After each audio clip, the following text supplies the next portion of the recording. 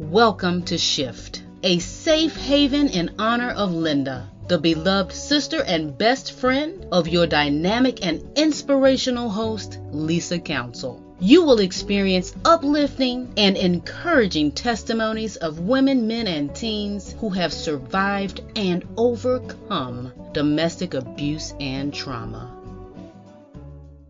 Welcome back to S.H.I.F.T. I am just extremely excited on today to introduce to you two of my brothers in advocacy, Dr. Gary Hynson and Mr. Chris Barnes. And today we're doing something a little different. I'm going to allow my brothers to take over the show. They're going to host the show on today. They're going to educate us on the abuser side.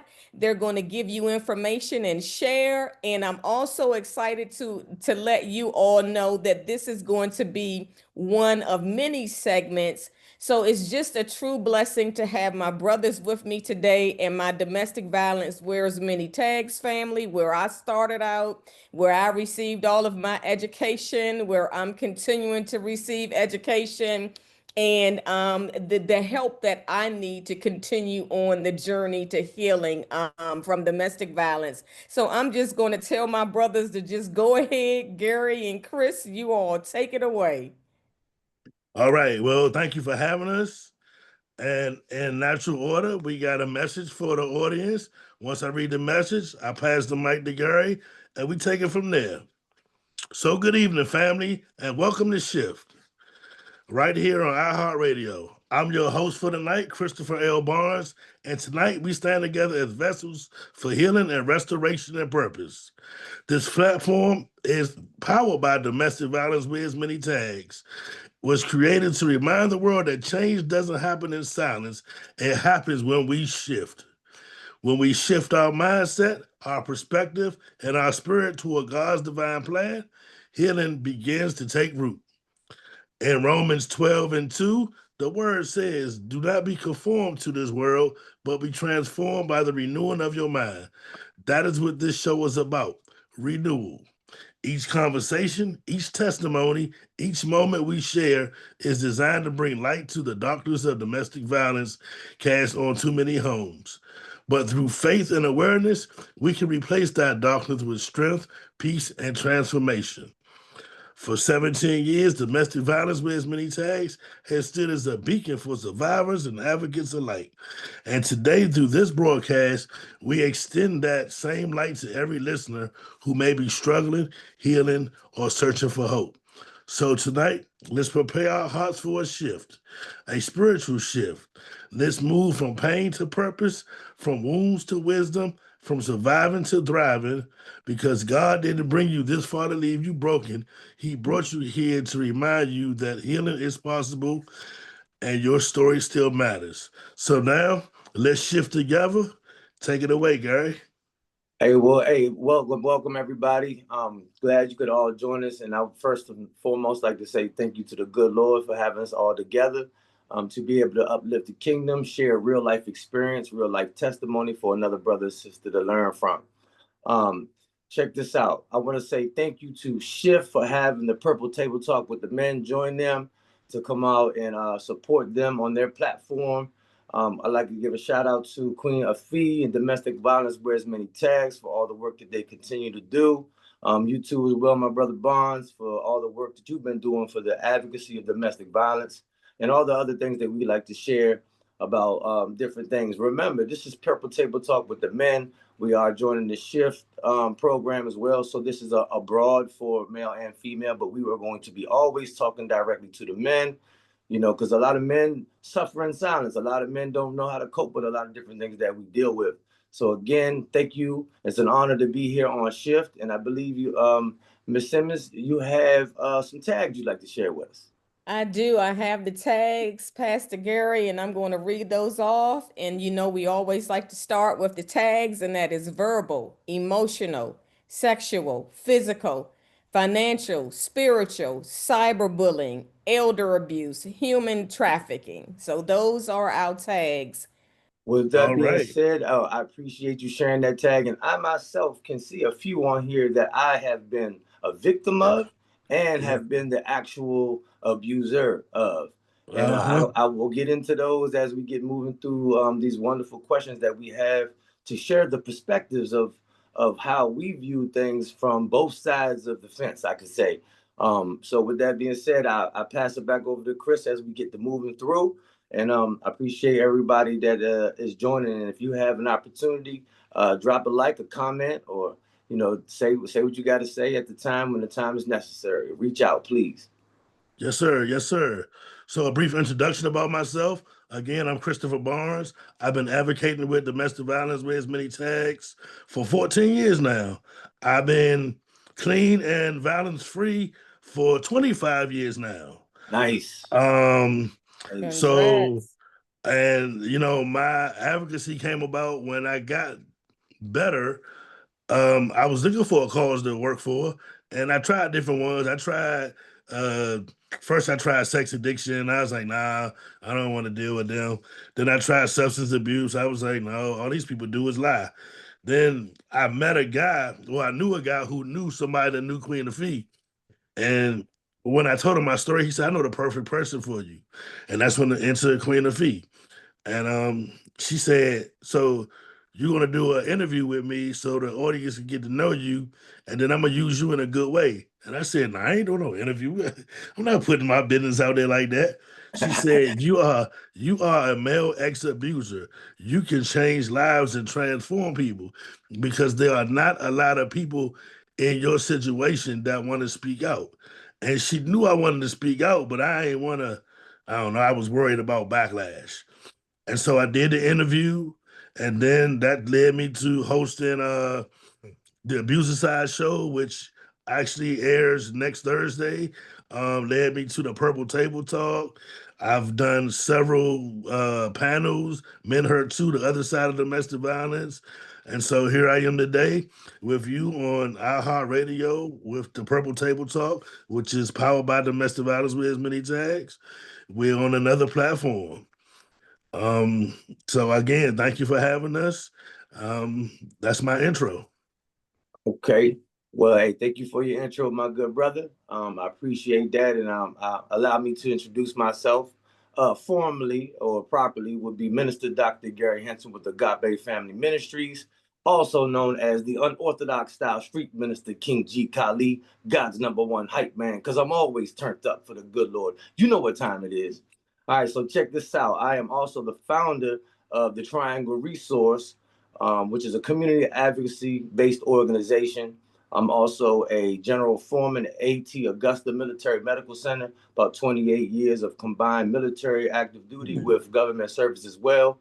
Um, and that's pretty much about with me. Now, how I got here. Let's bring it back. So about 5 years ago, when I add that piece in, since you dropped your 25, I'm joining you with my 5 years of sobriety. To God be the glory. So I had a situation that I was dealing with in life, was a lot of childhood traumas, and it put me in a very dark place and sheltered. And in my weakest and darkest moment, had a spiritual divine intervention. When I did, I found myself in a recovery. And as I was in a recovery, I started to heal. And as I started to heal, my relationship with God started to grow. And then I just wanted to start giving back to the streets that I once hurt. And as I did, I had went and got introduced to Queen Afee through I believe it was Pastor Daryl Hurst, and we were doing a outreach event, and I never spoke at an event before, and he asked me a question: when God knocks on your door, what you gonna do? You gonna open it or you gonna close it? I said, look, I'm gonna rip it off the hinges because I need God in my life. Here I'm on the way. So here I went, never spoke in public before to anyone. Prayed out in public. I was out in Southeast off of Minnesota, Pennsylvania Avenue. Remember, just this day, prayed for the public, and then ever since then, I started to get into opening my mouth, created this thing called the BS movement, which is breaking the silence. And then as that happened, I met Queen Afee, and she asked me to come out and celebrate the life of her lost her daughter, Smiley. So rest in heaven, Smiley. Got to give you a shout out there. Um, Went up to an event at Fort Lincoln Cemetery, and she asked me to speak. And again, that was my second time ever speaking in public to anybody, and I did, and I liked it. I felt good. It actually was a really good feeling mentally and emotionally, and I felt like I started to heal, and I felt better. And then she introduced me to a safe space where men could come on and don't have no judgment, no type of kickback, no feedback, no consequences. And I said, you know what, let me try that out. And I got on the safe space segment. I spoke, and I was very transparent.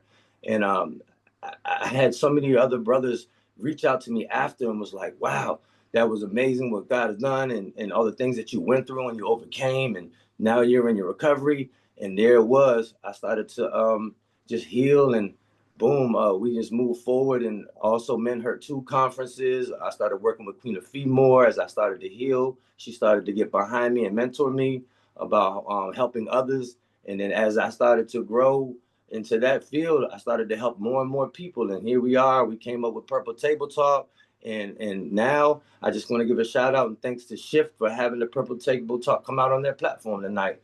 So that's just a brief little quick rundown. I could go more and more, but I don't want to get off track because we do have a series of questions here that we would like to both hit upon. And Chris, I'll let you go ahead and lead the way as you do. As your co-host, I'm following your lead, my good brother. All right, sir. So the questions for the night, as I'm trying to retrieve them, what makes an individual become an abuser? So I'm gonna answer that from my perspective. What made me become an abuser? I hung around older cats growing up.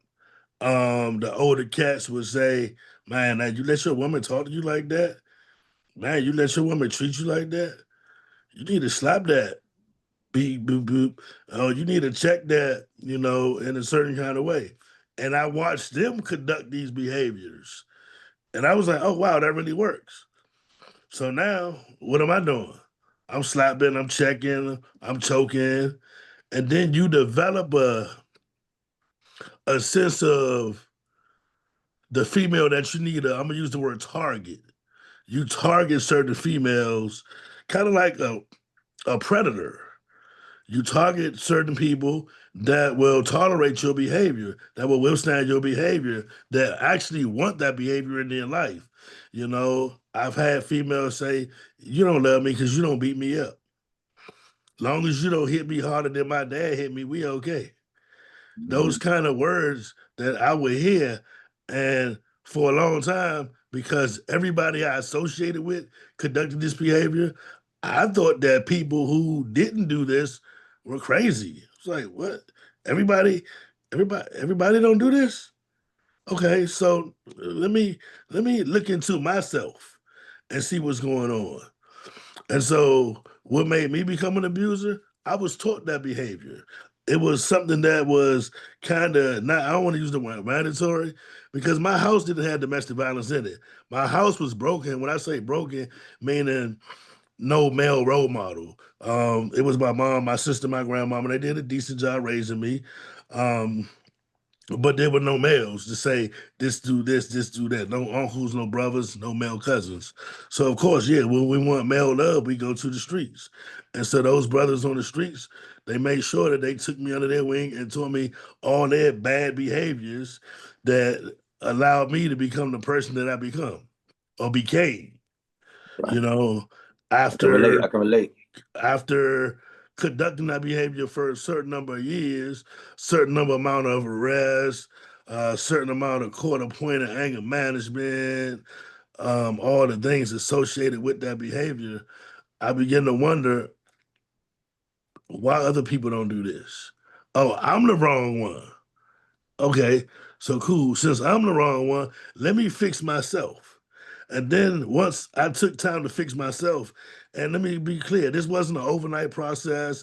It wasn't a 1 week. This isn't a Diet Coke quick fix. This ain't a pill you could take. It's a process. I went through years and years and years of therapy to get myself to the point where I am now.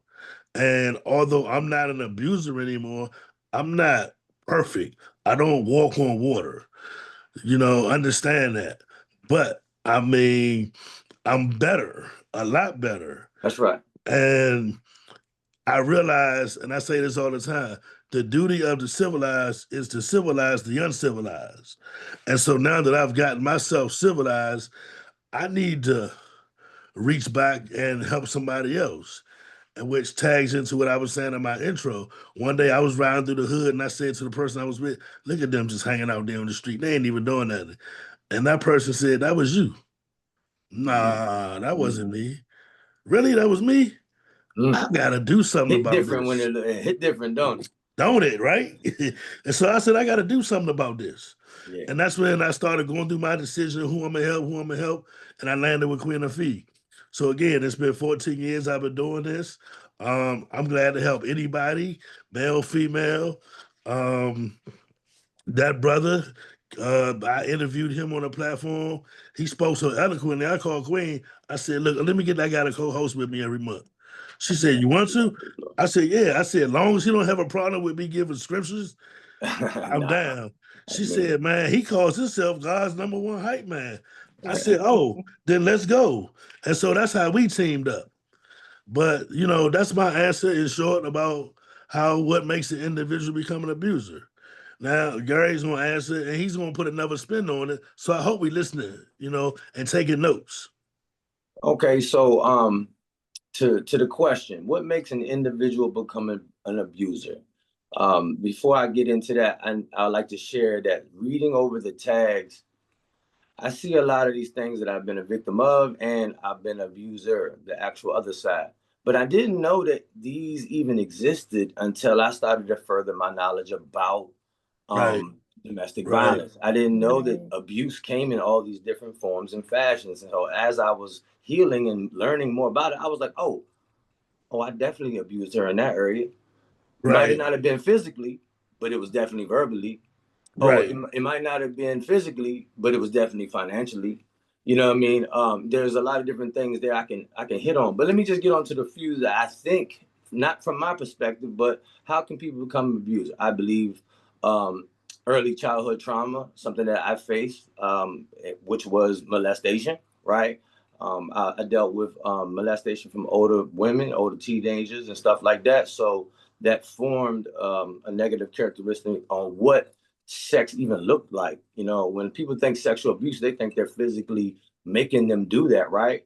That would move more into the word like rape. But sexual abuse could be, I'm using you for your sex, right? You don't even know that I'm telling you that I love you, but I really don't. You know what I'm saying? I'm really just having sex with you just to, do what I got to do. And you're one of the 3 or 4 that I got in my rotation. So you're being sexually abused at that point right there, right? So I believe that childhood trauma, things like that, could definitely cause a person to become an abuser.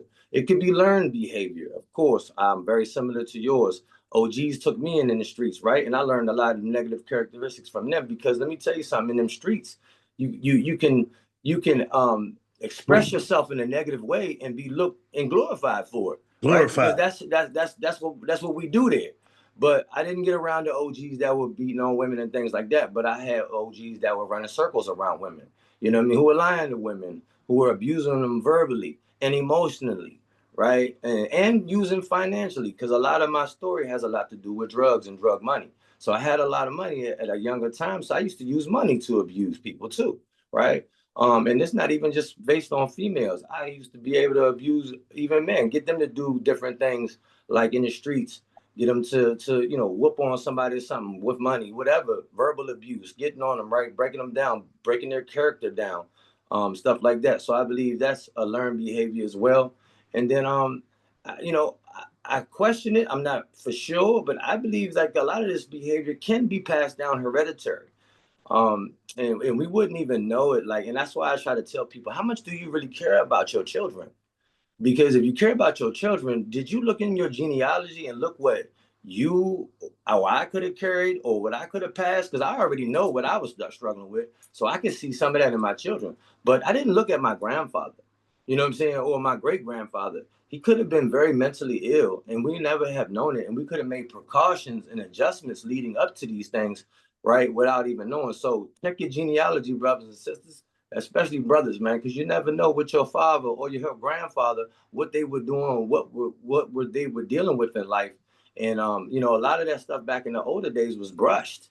You know what I'm saying? It really wasn't like, oh, now mental health is a big thing and we're all looking at mental health. Back then, people, you were weak. Like, what? You got mental problems? Like, nah. So a lot of men back then suffered in silence because they just wasn't taught through the man rules. It held them suppressed and a lot about how to express themselves. So they didn't express themselves. And what they say, precious bust pipes. And that's kind of what happens to people. So I believe that those are the ways that you can become an abuser. Me, myself, all right, I became an abuser with financial money. It just went down that.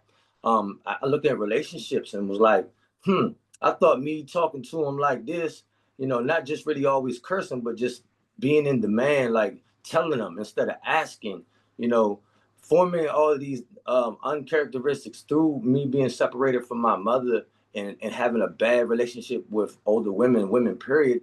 It flipped my mentality. So I was like, I don't really know how to even love a woman properly because I wasn't taught love. A man raised me, then the streets raised me. So I have a problem there. So I was verbally and emotionally and sexually abusing the majority of all the females that I had. I'm very transparent. Now God has changed me, but I can't let what happened to me in the past just be back. They would be doing a disservice. I got 3 baby mothers, y'all. Okay, I've been married a couple different times.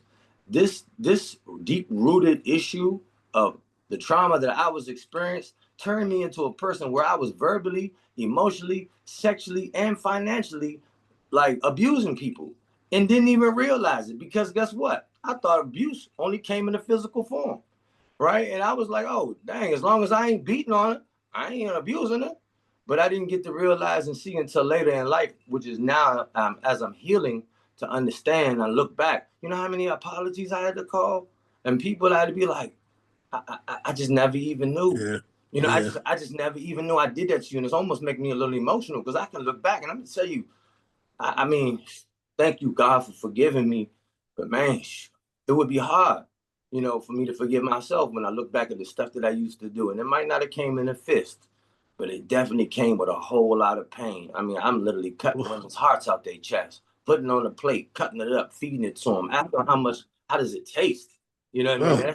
That's brutal. So, I'm gonna lose too much time on one question. I can run with a lot of this, but yeah, what makes an individual become an abuser? I believe those are the ways: learned behavior, hereditary, and also early childhood trauma.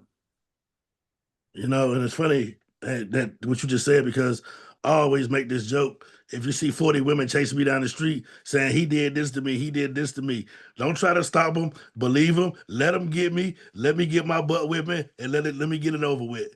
Because whatever they said I did to them, I probably did to them. Right.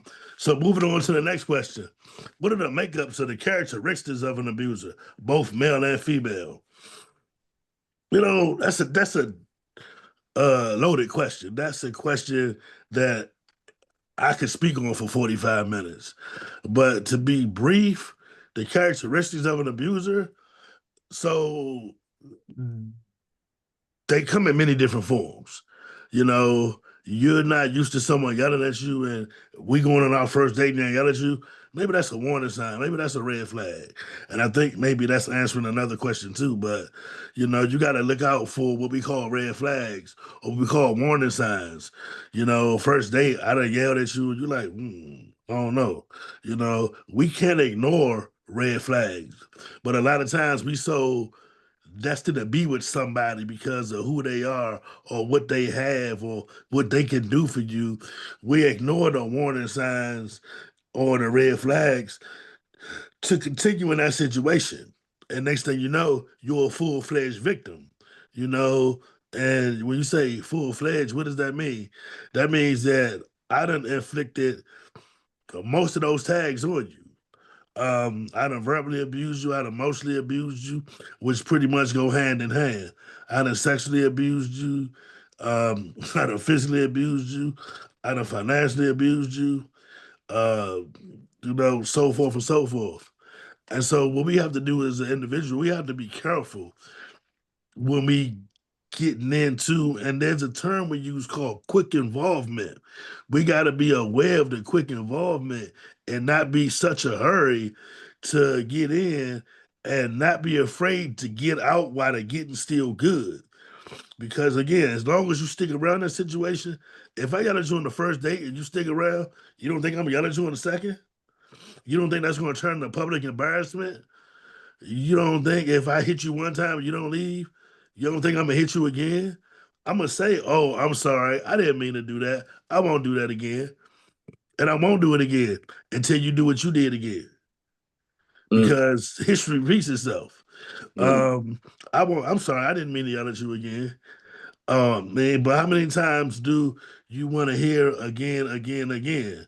There's a song by, I guess I could say, hip hop recording artists' names on this platform. There's a song by Eminem, and I think her name is Rihanna, where she say, "I love the way you lie." A lot of women love the way we lie. They love it. They just embrace it. And as long as we keep apologizing and I won't do it again, I think they hold on to the one day he's really going to stop. Yeah, he's going to stop once you're dead because then you can't beat up a dead person. You can't abuse a dead person. But what I can do is I can move on to the next person, Mm. you know? Yeah. So I'm going to leave that right there and let John marinate on that. And I'm going to let you get your rebuttal on that question, my friend. Okay. All right, good man. Share the makeup and characteristics of an abuser, both male and female. I don't know a lot about the female characteristics, but I'll name off a couple that I would think. I would think a woman that dresses very, very promiscuous, right? She's like almost half her body hanging out. I think that could be a sign of she's dealing with something. And I mean, I'm not gonna say what type of lifestyle she could be in, and that could be a little, you could be judging a character by a book or whatever you could say, but I mean, it could be wrong, but judgmental, you could call it. But women that dress very, very provocative and promiscuous could be a sign of an abuser. She could be chasing money. She could be on money. She could be trying to come at you for financial reasons or whatever like that. Um, this goes for male and female. People that are like excessive with drinking, you got to pay attention to people that are alcoholics. Okay, you got to pay attention to people that are doing drugs, right? I had a cocaine habit that a lot of people didn't know about for 10 years, right? And they would have never known it. But certain the behaviors that I had, like the sporadicness or, always being like not saying spontaneous, but just just over aggressive with my answers, the way I speak, the way I talk. So people that are very, very um, negative verbal abuse, that could be signs of that. That could be a characteristic. Somebody that's always cussing about everything. What's another good sign and something I had to get over myself is being passive aggressive, right? A Ooh. passive aggressive is a very, very big red flag. And I tell you, I had to heal from that because just because I ain't saying it's fabricated. Like, you know what I mean? Oh, everything cool, but in the back of my mind, it's really not cool. So I'll say something slight, maybe a little smart comment or something, that will eventually trigger that person into having that problem. And, next thing you know, they're being abused by it. Like, yo, you're so passive aggressive about everything you're saying. I don't know what's going on with you. What's right, what's wrong, we don't know. So that could be a characteristic and a sign. I definitely hit on the drugs and alcohol. Those are signs. I think that people um, that are very sheltered, right? Very, very sheltered and don't express themselves a lot. See, now that I know how men are supposed to behave and how we are supposed to act, men that don't cry, men that don't show no emotion, stuff like that, those could be characteristics and signs of an abuser because they have a lot of bottled up information. Like if something's going on real bad in their life and they don't even show no emotion towards it and all, that's probably a man that's dealing with a lot, that's literally about to explode. So I think that could be a characteristic too. Um, of course, I mean, if you the money part, the financial, I think the characteristic would be a man that owns a Fortune 500 company, multi-millionaire, and he's using his money to just like boss everybody around. You know what I'm saying? Somebody that's just telling everybody what to do. Women, you don't have no questions. It's either my way or the highway, almost like a dictatorship. These could be signs and the characteristic of somebody that's about to abuse you. You know what I mean? So those are a few that I could hit on. I could probably run with that a little bit longer, but I don't want to waste a lot of time on each. We have a lot more to go. And I don't know what time allotted, but I do like to stay on track. So hopefully those will help any individual, any men. Hopefully this makes you become aware. You see this, how you see what we saying, see what we talking about? Take a look at yourself in the mirror, right? Take yourself a look in the mirror and ask yourself, do I do these things? Because if you do, you could be abusing the person that you think that you love. Right. And you don't even know that you're doing it because you think that it's normal. Right. And that last piece that I said about hiding habits and stuff like that, like the cocaine habit nobody knew about for a long time. You couldn't see that I was doing it, but you could see it by the way my behavior was. Like I'm talking to you normal, but I go in the bathroom, and when I come out the bathroom, all of a sudden I'm shaking, my eyes is wide open, and I'm all amped up, and I'm crazy hype, and I'm ready to just start drinking all kinds of alcohol to bring myself down. So these could be signs, and I just wanted to be transparent because, I'm telling you, you could be witnessing it and don't even realize it, that somebody's really getting high in the bathroom. You would never know it, but you got to pay attention about how they behave when they come out that bathroom. All right, straight up. Yeah, and that's what this safe space is for. And I want y'all to listen to what I'm about to say. He said, I used to be a drug addict. I used to be an alcoholic. I'm saying I used to be a drug addict and I used to be an abuser of women. Listen to what we're telling you. We were once those things. We're not going to tell you something that is not out of our realm of experience. Notice he never talked about domestic violence towards women. Notice I never talk about alcohol because those were two things we didn't do. But the one commonality is we both did, man, I did lines of coke. I sniffed up 4 countries. I promise you I sniffed up 4 countries. Mm-hmm. But again, God damn, got me drooling over here. But at the same time, at the same time, it's important information that we giving y'all because it's raw. It's raw. It's raw. It's raw. It's uncut. I mean, this is lived experience. Let me tell you something. This ain't we just trying to. I mean, I'm not shooting off the hip right here too. So I'm telling you, this is all right off the head. Like what's going on. So you can relate if you know what we were talking about. You can relate to it. So let's keep it moving. This is not something that we making up to make ourselves look cool. Because if I was gonna make something up, this ain't what it would be. Yeah. So I just got a 7-minute wrap-up signal. So I want to move around the questions, and I want to go to number 6, who says, if I can inspire an abuser and a victim today, what would I say to them? To the victim, I would say, get out. Find a crafty way to get out. Don't tell your abuser you're leaving because then you're never going to be able to leave. But there is a way, a strategy, a plan that you can come up with. Involve one of your girlfriends who are not in abusive relationships because the girlfriend that's in an abusive relationship don't want you to leave because she don't want to be the only one getting abused. Okay. But there is a way. I remember a story real quick about a lady who was getting abused by her husband, and I want to believe she was a Muslim and wore overgarments, and she wrote a letter. And every time they left the house, she took it and put it under her undergarment. So if she ever got the chance to slide it to somebody, she could. And one day she had the letter on her. Her and her husband went to the post office. He turned his back to talk to somebody. She slid the letter to the postal worker. And that's how she ended up getting her saving grace. Amen. So there's a will, there's a way. Let me jump to one real quick. Go ahead. All right. We're gonna jump to 5. Tell us what made you both want to educate and advocate on the abuser side of domestic violence. The first thing I'm going to tell you is, as I started to learn more about the domestic violence and what it really was and how many different specifics entails, it made me wanted to learn more and more about it. Like I didn't know that there was a financial abuse piece. I didn't know that, right? And then another thing that made me want to educate other people is when I did start to speak on platforms like this one, shout out to S.H.I.F.T, we were able to touch other brothers. Like they really was reaching out to me like, yo, like I really think I might got this issue. What you think? So I was able to start ministering. I started able to start talking to other people. So that started to make me feel good, right? When you help other people, it really starts to feel good. If you really are who you are and made to be who you're supposed to be, that God made you, we're here to help each other out, right? And Then also, lastly, I want to share on that one is, and this is for any man that's out there listening.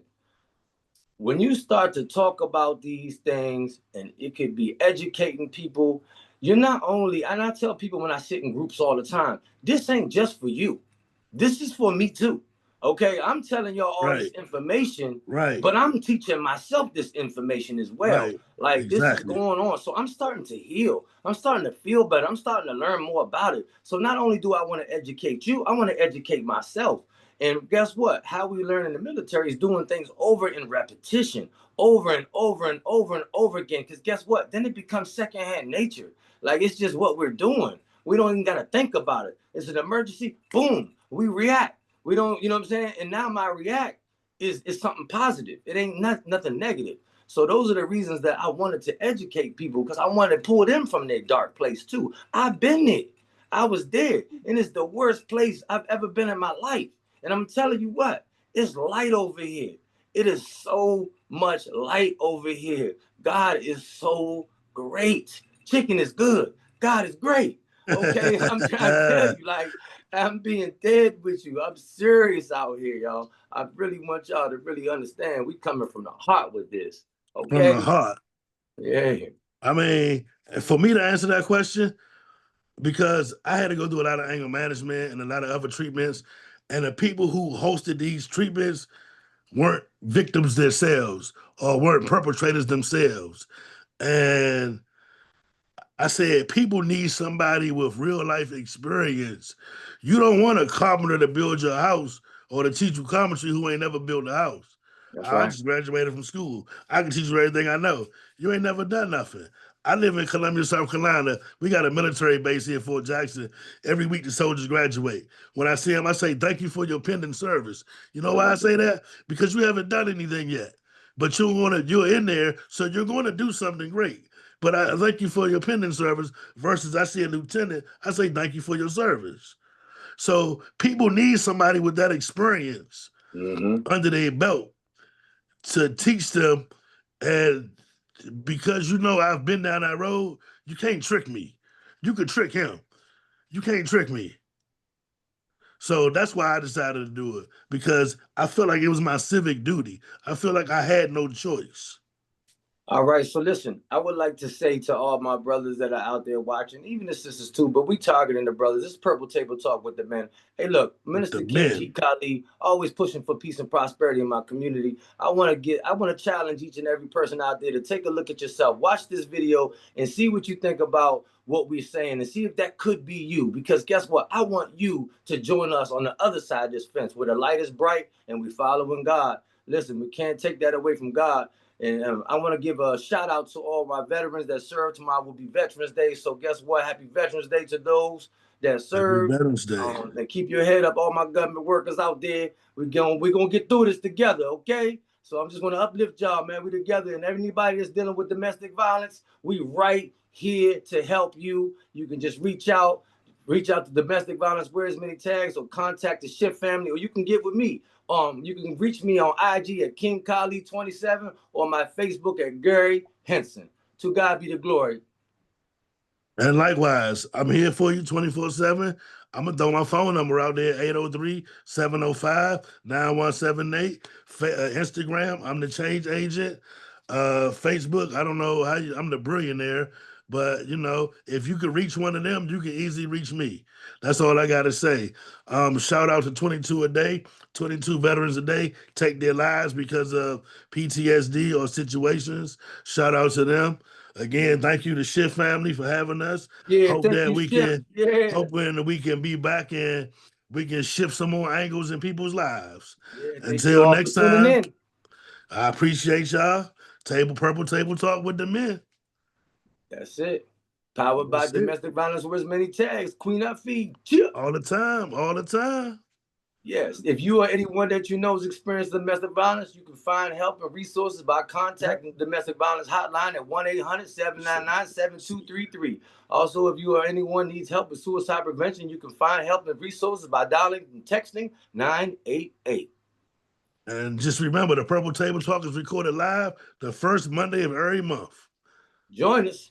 Join us. I hope to see you there. Matter of fact, don't meet me there, beat me there. Keep your ear to the streets over the next couple of weeks because it's going down. It's getting live. What are you doing to heal? Remember, your healing is imperative. Healing renews, soothes, and makes you whole. Shift. See you right here next time.